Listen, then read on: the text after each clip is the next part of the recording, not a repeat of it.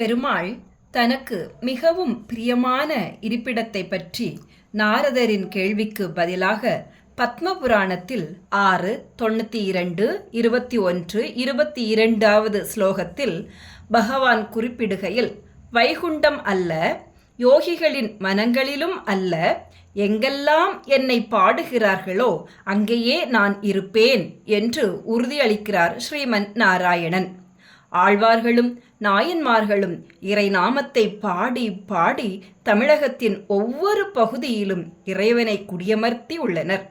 அத்தோடு நாமும் பக்தியில் மூழ்கி திளைக்க தேவாரமாகவும் திருவாசகமாகவும் திவ்ய பிரபந்தமாகவும் மனதை உருக்கும் பல்லாயிரக்கணக்கான பாடல்களை வழங்கி சென்றுள்ளனர்.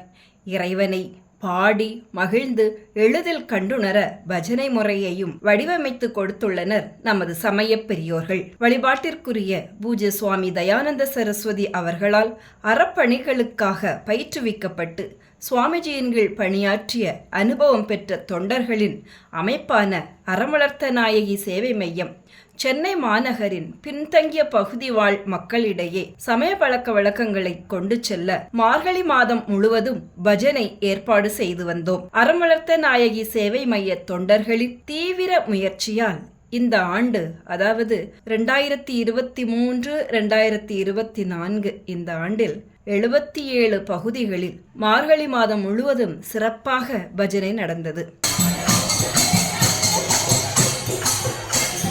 மார்கழி பஜன் நடந்து பல்வேறு காரணங்களால் நின்று போன பகுதிகளில் உற்சாகமூட்டி மீண்டும் துவங்க அறமளர்த்த நாயகி சேவை மைய தலைவர் திரு ராஜகோபால் அவர்களோடு திரு ராம்குமார், திரு முகுந்தன், திரு பொன்வேல் சரவணன், திரு சாரதி கிருஷ்ணன், திரு பக்ரி சுவாமி ஆகிய பொறுப்பாளர்களின் சீரிய முயற்சியால் 35 இடங்களில் சிறப்பு பஜனைகளும் நடைபெற்றது.